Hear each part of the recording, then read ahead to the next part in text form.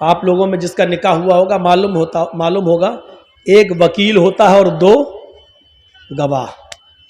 वकील और गवाह ये दोनों जाते हैं लड़की के पास रजिस्टर लेकर।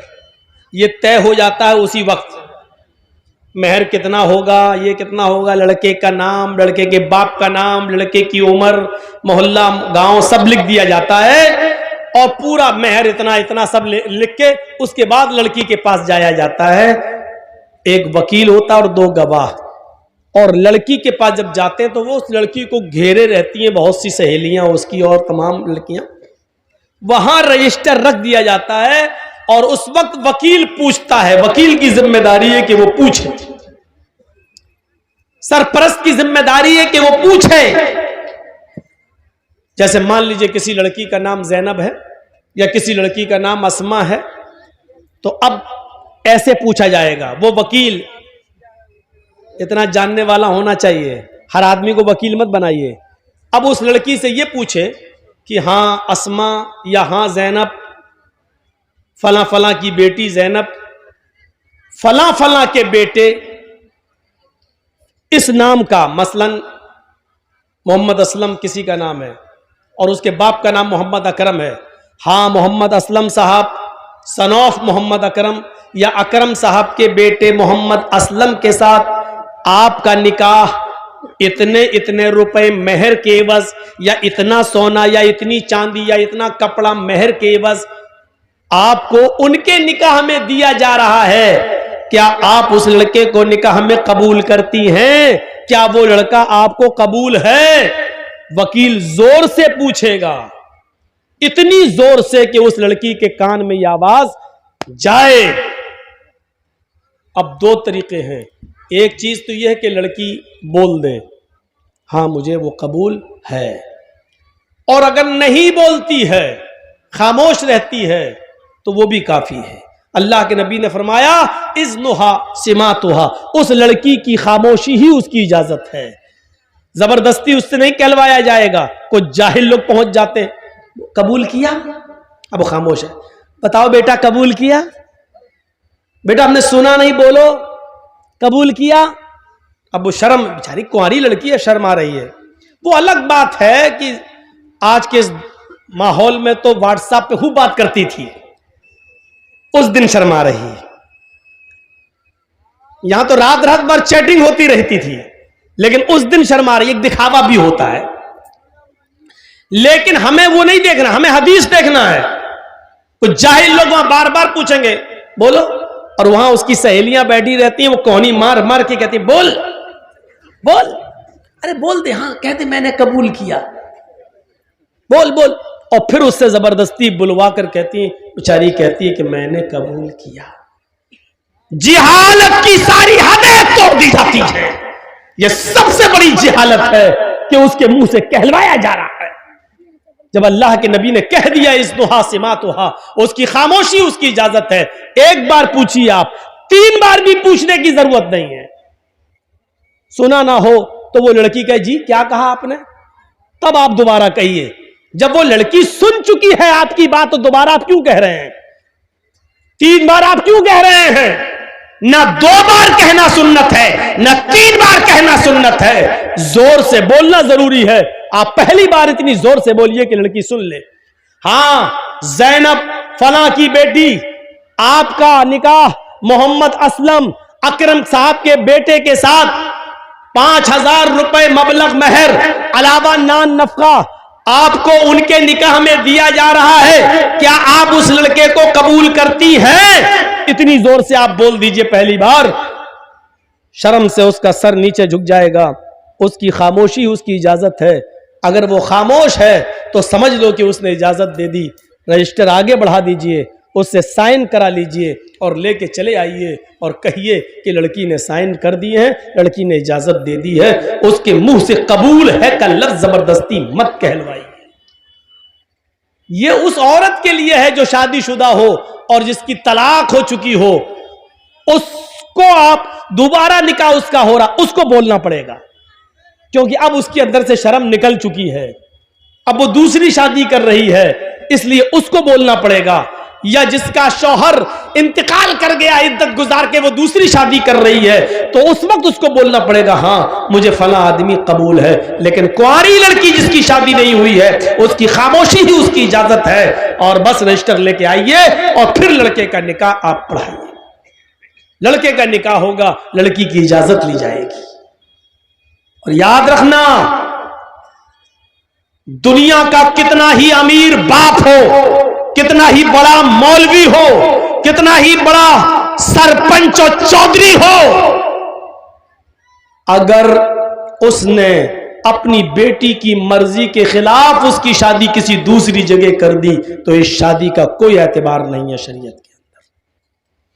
मसलन हम जहां करना चाह रहे हैं शादी, मेरी बेटी वहां तैयार नहीं है, मेरी बेटी जहां शादी करना चाह रही है वहां हम नहीं चाहते कि वो शादी करे, हमने अपनी पसंद का लड़का लाकर उसका निकाह करा दिया और बेटी मजबूर होकर उसके साथ निकाह करती है। लेकिन वो काजी से ये कहती है, काजी साहब निकाह पढ़ाने वाले से कहती है, मौलाना साहब ये निकाह मेरी मर्जी के खिलाफ मेरे बाप ने जो लड़का लाकर रख दिया है ये दिल से मुझे पसंद नहीं है, काजी साहब निकाह नहीं पढ़ाएंगे, और अगर पढ़ा देते हैं तो उसके निकाह की कोई हैसियत नहीं है।